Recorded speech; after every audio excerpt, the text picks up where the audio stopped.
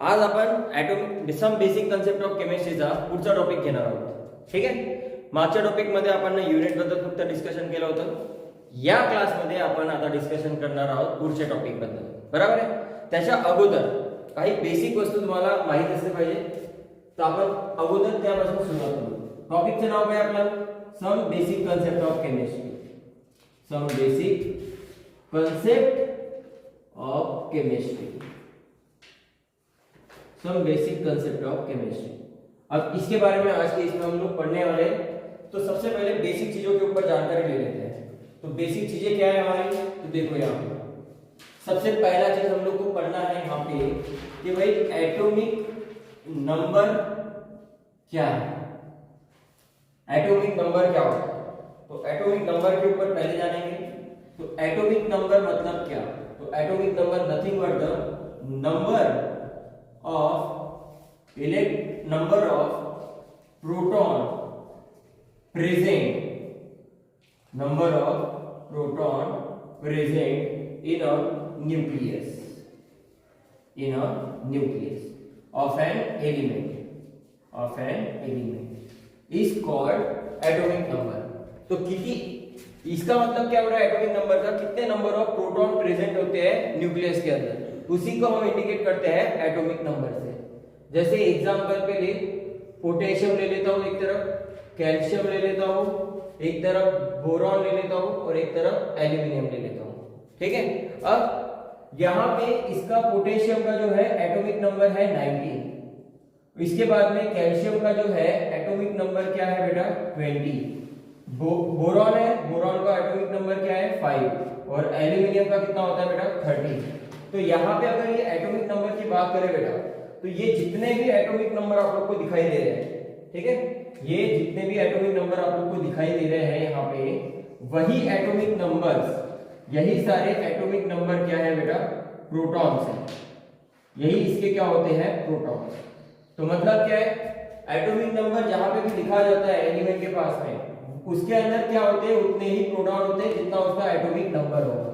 तो ये आप लोग का पहला हो गया हमारा किसके बारे में बेटा? एटॉमिक नंबर के बारे में. बराबर.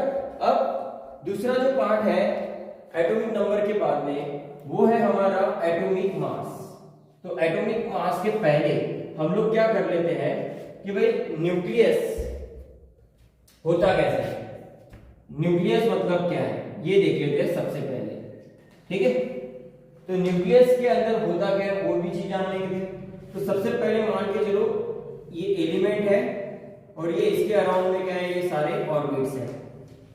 ठीक है. अब यहाँ पे सेंटर पे जो होता है, ये वाला जो सेंटर पार्ट है आपका बेटा, यही सेंटर पार्ट होता है एटम का, जिसको हम क्या बोलते हैं? न्यूक्लियस. एटम का जो सेंटर पार्ट है, ठीक है ना, उसी को हम क्या बोलते हैं बेटा? न्यूक्लियस. जैसे हमारे प्लेनेट का सेंटर पार्ट कौन है? सन है. सन के अराउंड में हमारे सारे प्लैनेट्स हैं, तो सन हमारे लिए कौन है? न्यूक्लियस का काम करता है. उसी तरीके से हर एक एलिमेंट के एटम, या हर एक एलिमेंट को बोलो तो एलिमेंट के अंदर जो रहने वाला जो एटम है और उसके अंदर रहने वाला जो न्यूक्लियस है, वो क्या होगा? उस एलिमेंट का क्या होगा? न्यूक्लियस कहलाएगा. अब यहाँ पे ये न्यूक्लियस जो होता है, ये एक्चुअल में है क्या? न्यूक्लियस एक्चुअल में बना हुआ किस किस चीजों से? तो न्यूक्लियस जो है वो दो का कॉम्बिनेशन है, जिसके अंदर आप लोग को प्रोटॉन प्लस न्यूट्रॉन मिलेगा. न्यूक्लियस के अंदर क्या मिलता है आप लोग को? प्रोटॉन प्लस न्यूट्रॉन मिलते हैं. और इसी न्यूक्लियस के अंदर जो प्रोटॉन प्लस न्यूट्रॉन है, ठीक, यही इसका क्या कहलाता है बेटा? Mass number. यही इसका क्या कहलाता है? Mass number.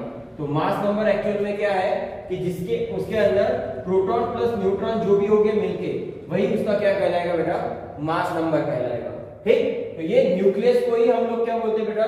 जिसके अंदर प्रोटॉन प्लस न्यूट्रॉन का कॉम्बिनेशन है, और साथ साथ में हम उसी को क्या बोलते हैं? Mass number. अब यहाँ पे मेन चीज क्या हो रहा है बेटा? पूरे एटम का जो मास है, पूरे एटम का जो मास है, यहाँ पे सेंटेंस देखो क्या लिख रहा हूं? एटम का मास जो होता है आर लोकेटेड, कहां लोकेट किया जाता है बेटा? At the centre of atom. Centre of atom. तो मतलब पूरे एटम का जो होल मास होता है वो कहां पे लोकेट किया जाता है? At the centre of atom पे. मतलब सेंटर ऑफ एटम कौन है आप लोग का? न्यूक्लियस. सेंटर ऑफ एटम होता क्या है उसका? न्यूक्लियस होता है वहां पे क्या होता है, पूरा मास ऑक्यूपेट रहता है। अब इसके ऑर्बिट जो है ये सारे कौन है बेटा, ये सारे कौन है जिसको मैं एरो इंडिकेट कर रहा हूं, ये सारे हैं ऑर्बिट्स।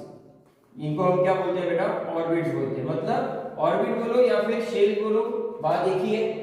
यहाँ पे ये जो है न्यूक्लियस के अराउंड में ये सारे ऑर्बिट है जिसके अंदर आप लोग को क्या मिलते हैं बेटा, इलेक्ट्रॉन्स मिलते हैं। तो ये इलेक्ट्रॉन्स रिवॉल्व करते हैं किसके अराउंड में, न्यूक्लियस के अराउंड में। ठीक, तो ये हो गया आप लोग का न्यूक्लियस की जानकारी के बारे में। ठीक, तो पूरे एटम का मास कहां पे लोकेट होता है, एट द सेंटर पे। तो वो सेंटर वाले को हम क्या बोलते हैं, न्यूक्लियस, जिसके अंदर क्या होते हैं, कलेक्शन ऑफ प्रोटॉन और न्यूट्रॉन। और जो collection of proton plus neutron है उसी को हम लिखते हैं बेटा मास नंबर। और साथ साथ में उसी को हम और एक वर्ड बोलते हैं न्यूक्लियॉन, उसको हम और एक वर्ड बोलते हैं न्यूक्लियॉन। ठीक, तो ये हो गया आप लोग का न्यूक्लियस की जानकारी के बारे में। ठीक, अब आ जाते हैं हम लोग नेक्स्ट वाले पार्ट के ऊपर, और वो है हमारे एटॉमिक नंबर के हिसाब से। पीरियोडिक टेबल में जब एलिमेंट्स को अरेंज करते हैं एटॉमिक नंबर के हिसाब से, तो हम लोग उसको याद कैसे करें। ठीक है, तो मैं यहाँ पे आप लोग को एक छोटी सी ट्रिक्स दे देता हूँ।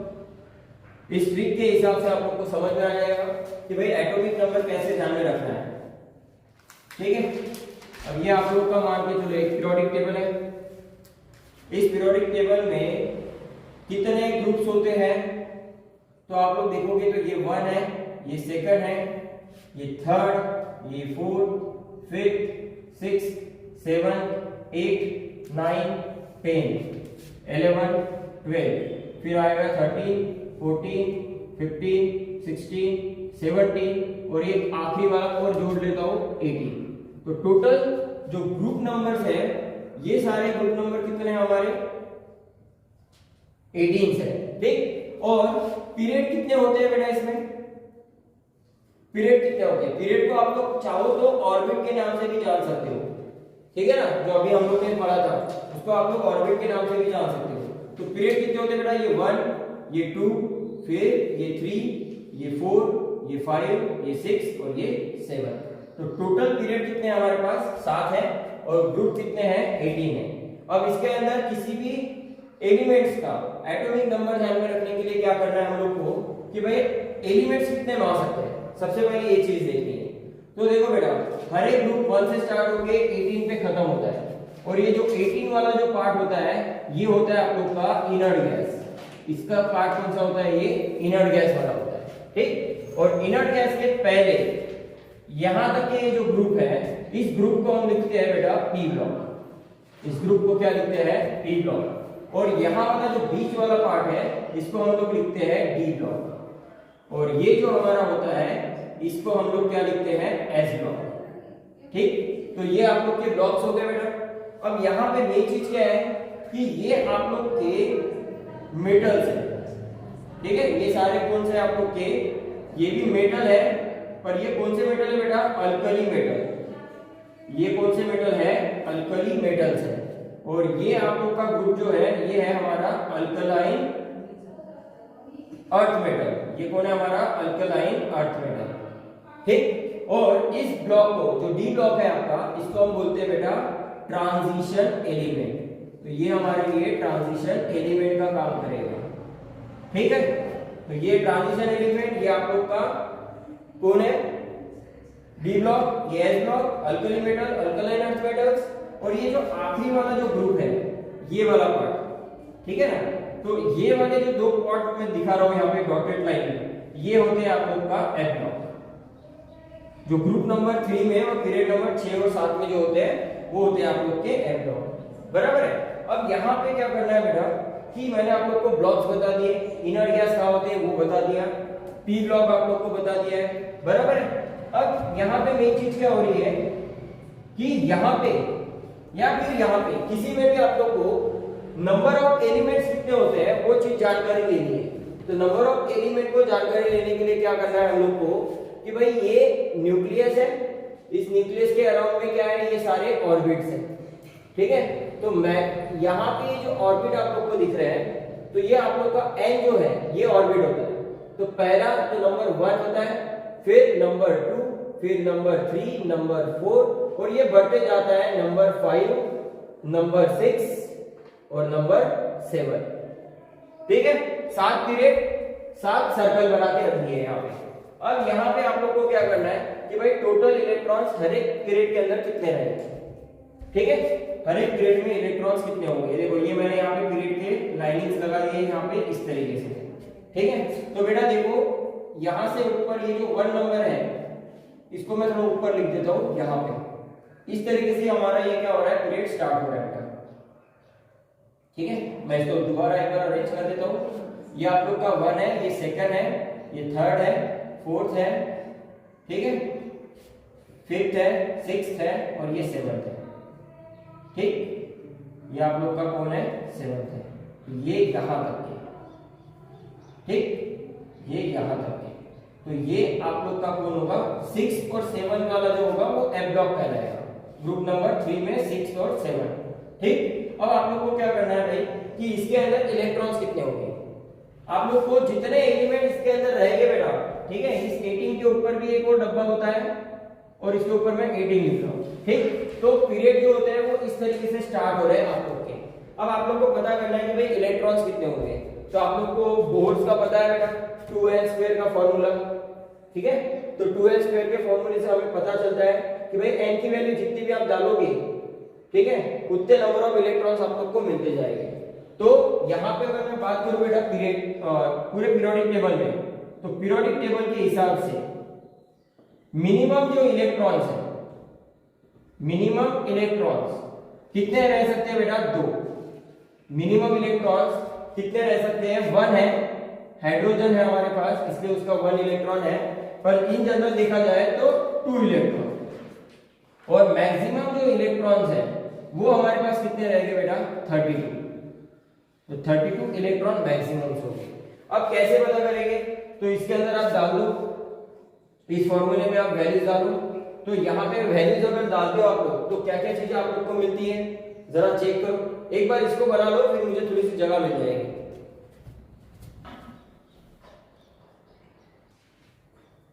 अब यहां देखो बेटा, बोर्स का जो था फॉर्मूला 2n² वाला, ये हम लोग को इंडिकेट करता है कि भाई टोटल इलेक्ट्रॉन जो रहेंगे शेल्स में वो कितने रहेंगे या फिर ऑर्बिट में कितने रहेंगे, बराबर है, इस फॉर्मूले के हिसाब से।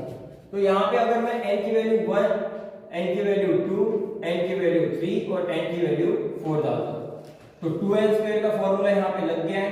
कितना रह रहा है, पहले में 2 इलेक्ट्रॉन, बराबर, इसके अंदर कितना आ रहा है 2 to the 4, फिर 8 इलेक्ट्रॉन्स, फिर इसके अंदर कितना आ रहा है बेटा 3, 18 इलेक्ट्रॉन्स और ये आ जाएगा 32 इलेक्ट्रॉन्स। तो देखो बेटा इतने ही इलेक्ट्रॉन जो होते हैं पीरियोडिक टेबल के अंदर मैक्सिमम है। ठीक है, अब यहाँ पे क्या हो गया कि 2 इलेक्ट्रॉन जो रहेगा ये पहले ऑर्बिट में रहेगा, ठीक है, ये पहला ऑर्बिट रहेगा, और ये 18 इलेक्ट्रॉन जो रहेंगे ये सेकंड वाले ऑर्बिट में।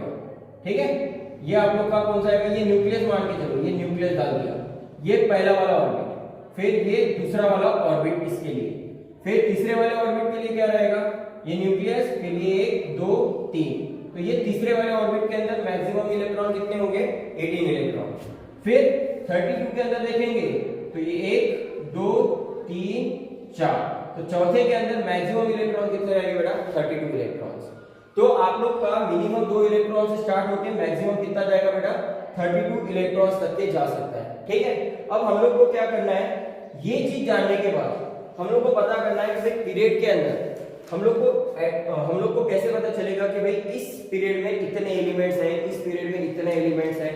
तो उसे जानकारी करने के लिए हम लोग यहाँ पे क्या करेंगे, एक छोटा सा ट्रिक बना देंगे। ठीक है, ये तो मैंने जनरल जानकारी दे दिया एक बार। अब हम लोग देखो यहाँ पे कैसे करना है, ये मैं अच्छे से बना देता हूँ एक बार का। ठीक है, अब यहाँ पे ये देखो, और ये वाला एक स्टार्ट कर दिया यहाँ से, और ये यहाँ पे, तो ये आप लोग का पहला है पीरियड, ये आप लोग का सेकंड है, ये आप लोग का थर्ड है। ठीक है, ये ऐसा बना देता हूं मैं, ये पहला, ये सेकंड और ये थर्ड, और फिर ये स्टार्ट हो रहा है 4 से, फिर ये 5th, फिर ये 6th और ये 7। तो इतने नंबर ऑफ क्या है आपके पीरियड्स है। ये सारे कौन है बेटा आपके पीरियड्स है, ठीक है। तो पीरियड वर्टिकल हॉरिजॉन्टल लाइन में होंगे, पीरियड कैसे होंगे बेटा हॉरिजॉन्टल लाइन में। तो मैं यहाँ पे लिख देता हूँ पीरियड का लोकेशन कैसा होगा, पीरियड का लोकेशन हमारा कैसा होगा हॉरिजॉन्टल होगा, कैसा होगा हॉरिजॉन्टल। हॉरिजॉन्टल पोजीशन में मतलब इस आड़ी लाइन बराबर है, और वर्टिकल पोजीशन में ग्रुप रहेगा। तो ग्रुप की जो लोकेशन होगी वो हमारी क्या होगी वर्टिकल होगी। तो वर्टिकल लोकेशन हमारी किसके लिए रहेगी बेटा ग्रुप के लिए रहेगा। तो देखो ये 1, फिर ये आ गया 2, फिर ये 3, 4, 5, 6, 7, 8, 9, 10, 11, 12, ये 12 हो गए इसमें। उसके बाद में फिर आ जाता है 13, 14, 15, 16, 17 और ये आ गया 18। तो टोटल हमारे पास पीरियड कितने हैं बेटा 7 और ग्रुप कितने हैं 18 बराबर है। अब इसके अंदर इलेक्ट्रॉन्स कितने रहेंगे बेटा, तो पहले वाला में देखो आप लोग जब हम लोग n बराबर 1 लिख लेते हैं तो n बराबर 1 के हिसाब से 2n स्क्वायर में कितने इलेक्ट्रॉन्स आ रहे थे बेटा 2 इलेक्ट्रॉन्स। तो यहाँ पे जितने इलेक्ट्रॉन्स हैं उतने ही यहाँ पे क्या रहेंगे एलिमेंट्स रहेंगे। तो यहाँ पे और इस जगह पे कितने एलिमेंट्स है टोटल पहले पीरियड में 2 ही रहेंगे। तो ये पहले लोकेशन में हमारे एलिमेंट कितने रहेंगे 2, ठीक। अब बात करते हैं बेटा सेकंड और थर्ड। तो सेकंड और थर्ड के बीच में देखो इतनी बड़ी गैप दिख रही है आप लोगों को। तो ये सेकंड और थर्ड के अंदर मैक्सिमम इलेक्ट्रॉन्स कितने रहेंगे बेटा, इस वाले में और इस वाले में कितने इलेक्ट्रॉन्स रहेंगे 8 और 8 ही इलेक्ट्रॉन्स रहेंगे। फिर हमारा स्टार्ट हो जाता है उसके बाद में फोर्थ पीरियड। तो ये फोर्थ पीरियड यहां से स्टार्ट होता है बेटा। तो यहाँ पे कितने इलेक्ट्रॉन्स हो गए बेटा 18 इलेक्ट्रॉन। फिर नेक्स्ट में कितने आएंगे 18 इलेक्ट्रॉन। फिर उसके बाद में 6 नंबर, ये आप लोग का 6 नंबर है, सॉरी ये फर्स्ट सेकंड थर्ड, ये सेकंड ये थर्ड ये फोर्थ और ये फिफ्थ, और ये आप लोग का 6 नंबर और ये 7 नंबर। तो 6 नंबर में मैक्सिमम इलेक्ट्रॉन हो गए 32 इलेक्ट्रॉन और 7 में भी मैक्सिमम कितने हो गए बेटा 32 इलेक्ट्रॉन्स, ठीक है। तो यहाँ पे 6 और 7 पीरियड में मैक्सिमम इलेक्ट्रॉन कितने होते हैं बेटा 32 इलेक्ट्रॉन।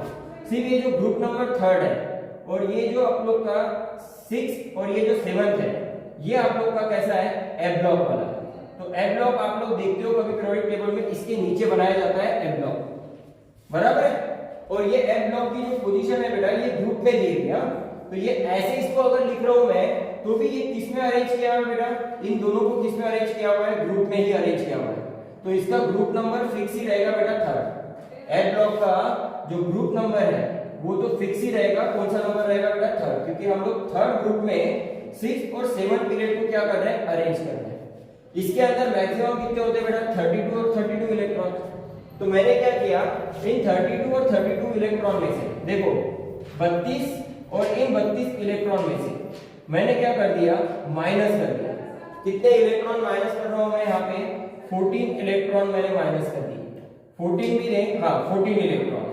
तो दोनों में से 14 इलेक्ट्रॉन मैंने निकाल दिए। तो यहाँ पे आप लोग को कितने बच रहे हैं 18 इलेक्ट्रॉन और यहाँ पे भी कितने बच रहे हैं 18 इलेक्ट्रॉन। तो देखो ये जो 14 इलेक्ट्रॉन आप लोग को दिखाई दे रहे हैं सर्कल में, ये सारे 14 इलेक्ट्रॉन मैंने यहाँ पे अरेंज कर दिए। तो इस जगह पे मैंने 14 इलेक्ट्रॉन्स को क्या कर दिया है अरेंज कर दिया है एफ ब्लॉक के अंदर, ठीक है। यहां से निकाल के यहां रख दिया। क्यों, क्योंकि देखो बेटा ये 18 इलेक्ट्रॉन की जो सीरीज है इसको मैंने कंटिन्यू रखा। ये 18 इलेक्ट्रॉन की सीरीज को मैंने क्या कर दिया यहाँ पे कंटिन्यू रख दिया। इसलिए मैंने क्या किया इन 32 में से 14 इलेक्ट्रॉन्स को निकाल दिया और उनको यहाँ पे शिफ्ट कर दिया, क्योंकि ये कौन से ब्लॉक के एलिमेंट है बेटा एफ ब्लॉक के एलिमेंट्स है जो पीरियोडिक टेबल में कहां अरेंज करते हैं नीचे के लाइन में, ठीक है। तो इस तरीके का अरेंजमेंट मैंने यहाँ पे करवा दिया है अभी बराबर। अब ये चीज हो गया है। अब आप सीक्वेंस देखो बेटा कैसा आ रहा है इलेक्ट्रॉन्स का। तो पहले इसमें पहले पीरियड के अंदर ये आप लोग का पहला पीरियड है, इस पहले पीरियड में कितने मैक्सिमम इलेक्ट्रॉन होंगे 2, दूसरे में 8, तीसरे में 8, चौथे में 18, पांचवें में 18, 6 और 7 में मैक्सिमम कितने होते हैं 32 इलेक्ट्रॉन, जिनमें से मैंने क्या किया 14 और 14 इन दोनों पीरियड में से 14 इलेक्ट्रॉन निकाल के यहां डाल दिए हैं। तो अभी इसके अंदर कितने बचेंगे 18 और 18 इलेक्ट्रॉन्स, ठीक। तो यहाँ पे रिमेनिंग जो हो गए दोनों ग्रुप में कितने बच रहे हैं ओवरऑल 18 इसमें और 18 इसमें बच रहे हैं। तो 18 इलेक्ट्रॉन की सीरीज बन गई है अभी ये, बराबर। अब ये चीज हो जाने के बाद अब हम लोग को क्या ध्यान में रखना है भाई कि अब इस सीक्वेंस कैसे ध्यान में रखिए एटॉमिक नंबर का। तो एटॉमिक नंबर का सीक्वेंस बहुत इजी है बेटा। आप लोग को क्या करना है, ये दो इलेक्ट्रॉन जो दिख रहे हैं इन दो इलेक्ट्रॉन को इसके अंदर क्या कर देना है, ऐड कर देना है। तो 8 9 10, ठीक। ये इलेक्ट्रॉन्स को क्या कर देना है, आप लोग को ऐड कर देना है। मान के चलो इलेक्ट्रॉन छोड़ो एटॉमिक नंबर को, ठीक है।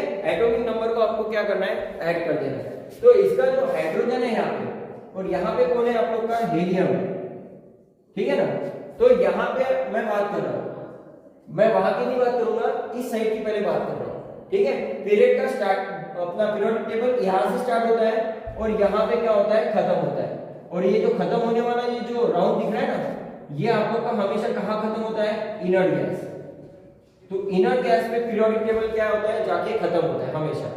तो हम लोग को एटॉमिक नंबर अगर ध्यान में रखना है तो एटॉमिक नंबर कैसे ध्यान में रखें, ठीक है। एटॉमिक नंबर कैसे ध्यान में रखें। अब यहाँ देखो आप लोग, ये हाइड्रोजन है, इसका एटॉमिक नंबर कितना है बेटा, 1 है।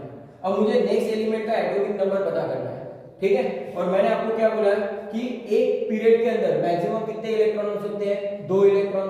तो आप लोग को 2 इलेक्ट्रॉन दिखाई दे रहा है, तो बस ये 2 को इस 1 के साथ में जोड़ देना है। तो 2 + 1 कितने हो जाएंगे बेटा, 3। तो इसका ये वाले का जो पीरियड एटॉमिक नंबर है ये कितना रहेगा बेटा, 3। तो वो 3 किसका है, लिथियम का। फिर उसके बाद में अभी एटॉमिक नंबर लिथियम का आ गया 3। अभी क्या करना है, इस 3 वाले को नेक्स्ट वाले के साथ में ऐड करना है। तो नेक्स्ट वाला कौन है आप लोग का, नेक्स्ट वाला कौन होगा, तो नेक्स्ट वाला है 8 इलेक्ट्रॉन। तो 8 इलेक्ट्रॉन को 3 इलेक्ट्रॉन से जोड़ देना है। ये 3 है, तो 3 + 8 कितने हो रहे हैं बेटा, 11। 3 + 8 कितने बच रहे हैं, 11। तो अगर आप देखोगे तो ये आप लोग का क्या आ जाएगा, सोडियम। तो सोडियम का एटॉमिक नंबर कितना होगा बेटा, 11। इसका 1, इसका 3, इसका 11, ठीक है। आप लोगों को इसे देखते जाना है बेटा एडिंग करने के टाइम पे। मैंने क्या किया, हाइड्रोजन का 1 था, उसके अंदर मैंने क्या किया, 2 इलेक्ट्रॉन ऐड कर दिए। तो जैसे ही मेरे को क्या मिल गया यहाँ पे, लिथियम। अब लिथियम का एटॉमिक नंबर 3 है, तो 3 को मैंने ऐड किया किसके साथ में, 8 इलेक्ट्रॉन के साथ में। कितना बन गया यहाँ पे, 11। अब मैं क्या करूंगा, इस 11 को दोबारा ज्वाइन करूंगा किससे, 8 इलेक्ट्रॉन से। तो कितना बन जाएगा बेटा, 19। तो ये आ गया 19। तो 19 किसका एटॉमिक नंबर है, पोटेशियम। फिर उसके बाद में 19 के बाद में अभी कौन है हमारा, नेक्स्ट 18 वाला। तो आप देखोगे तो 18 वाला जो है उसके अंदर आप क्या करोगे, 18 + 19 इसे ऐड कर दोगे। देखो 2 हो गया, फिर 8 हो गया, ठीक है। 8 का सीरीज खत्म हो गया, अब 18 का शुरू हो जाएगा यहाँ पे और यहाँ पे, ठीक है। तो अभी आप देखो 9 और 9 18 होता है। तो यहाँ पे ये 7 और ये 2 2 अपना सॉरी 1 और 1 2 और ये 3 37। तो 37 हो जाएगा इसका। तो ये कौन है आप लोग का, आर्मी, रुबेडियम, ठीक। तो hydrogen, lithium, sodium, potassium, rubidium. अब ये आ जाएगा आप लोग का कौन है, सीजियम। तो सीजियम का जो एटॉमिक नंबर है वो क्या रहेगा बेटा, 37, ठीक है। 37 प्लस अभी आपको क्या कर देना है, 32 को ऐड कर देना है। तो 37 + 32 कितना हो रहा है, 7 8 9, ये 9 हो गया और 3 और 3 कितना हो गया, 6। तो ये आप लोग का 69 बन रहा है। पर हम लोग को देखो एडिंग बराबर हम लोग ने किए क्या, पहले वाले को 2 इलेक्ट्रॉन से ऐड किया तो 2 वाला खत्म। फिर 3 को हम लोग ने 8 से ज्वाइन किया तो 8 हो गया।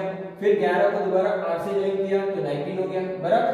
अब 19 को मैंने 18 से ज्वाइन किया तो 37। अब 37 को दोबारा मुझे 18 से ज्वाइन करना पड़ेगा क्योंकि ये 18 खत्म हो गया, अब ये वाला 18 बचा हुआ है। तो इस 18 को 18 को मैं 37 से ज्वाइन कर रहा हूँ। तो 8 और 8 16 होता है। तो 16 ये कितना है, 7 ही है, इसलिए 1 कम कर देंगे तो 5 और ये 3 और 1 4 और ये 5। तो 55 जो होगा वो एटॉमिक नंबर रहेगा किसका, सीजियम का, बराबर। अब आपको क्या कर देना है बेटा, 55 के अंदर 32 जोड़ देना है। तो 32 अगर जोड़ेंगे 55 में कितना बच रहा है यहाँ पे, 5 6 7। तो ये 7 आ गया और 5 और 3 8। तो 87 जो होगा वो रहेगा बेटा फ्रेंशियम, इसका एटॉमिक नंबर रहेगा। तो आप क्या कर सकते हो बेटा, मैंने यहां से यहां पे जो 3 नंबर लाया, किससे लाया, 2 इलेक्ट्रॉन को ऐड करने के बाद, फिर 3 से मैंने 11 लाया, कब, जब मैंने उसके अंदर 8 इलेक्ट्रॉन को ऐड किया, फिर 11 से मैंने 19 लाया, कब, जब मैंने उसके अंदर दोबारा 8 इलेक्ट्रॉन को ऐड किया, फिर 19 से मैं 37 गया तो मैंने उसके अंदर 18 इलेक्ट्रॉन ऐड किए, फिर 37 से 55 में गया, दोबारा 18 इलेक्ट्रॉन ऐड किए, क्योंकि देखो सीक्वेंस कैसा है, 2 8 8 18 18, तो देखो 2 8 8 18 18। अब क्या कर रहा हूं, इसके अंदर ज्वाइन कर रहा हूं, तो 32 इलेक्ट्रॉन प्लस ये 55, तो इस एटॉमिक नंबर को इसके साथ में ज्वाइन करके आप लोगों को कितना मिल रहा है, 87। तो देखो ये आ गया। इस तरीके से आप लोग क्या कर सकते हो, एडिंग कर सकते हो, और ये आप लोग को एटॉमिक नंबर बता रहा है। ये जितने भी मैंने आपको बताया ना, ये नंबर सारे एटॉमिक नंबर है। तो इस तरीके से आप लोग क्या कर सकते हो, एटॉमिक नंबर ध्यान में रख सकते हो। ठीक है, इतना नोट डाउन कर लो।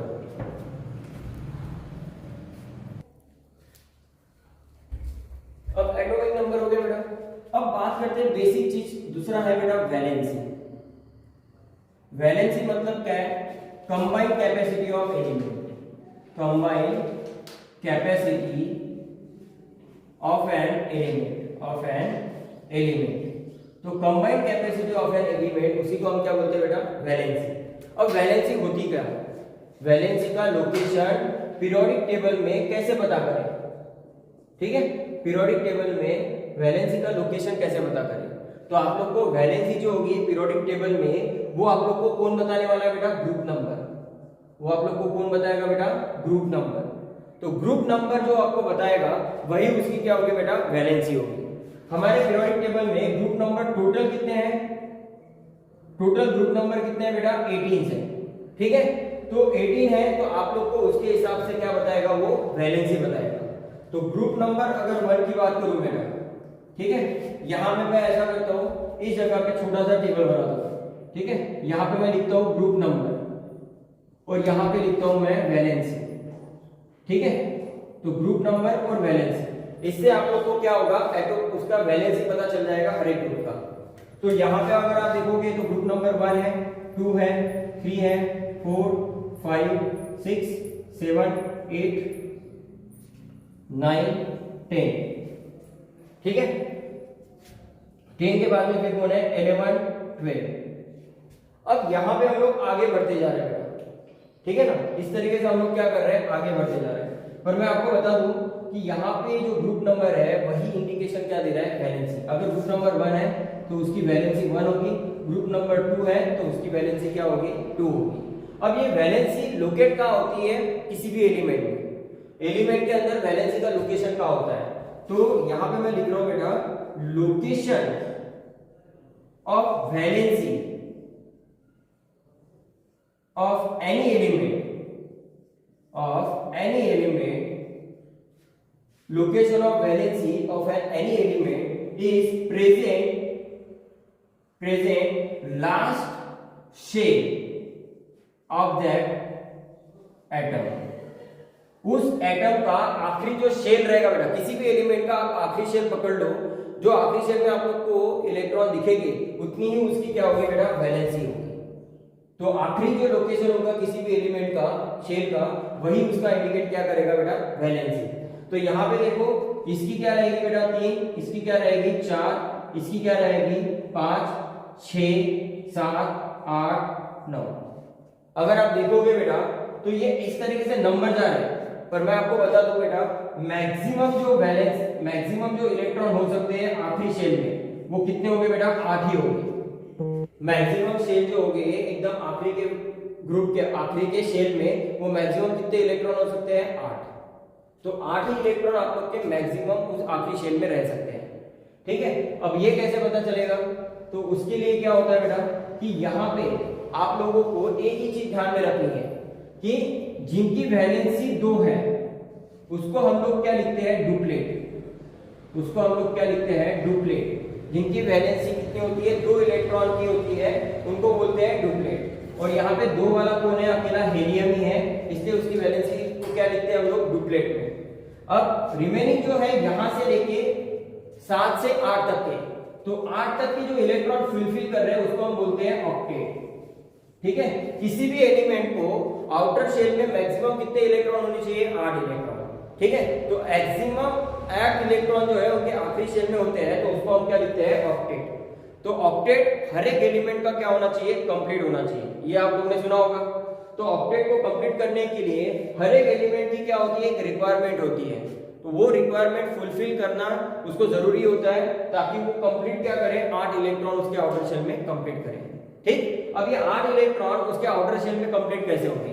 तो दो तरीके से 8 इलेक्ट्रॉन आप लोग उसके आउटर शेल में कंप्लीट कर सकते हो। कैसे? तो यहां देखो,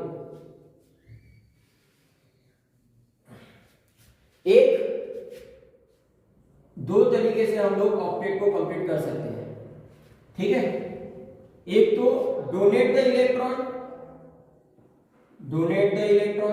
और गेन इलेक्ट्रॉन।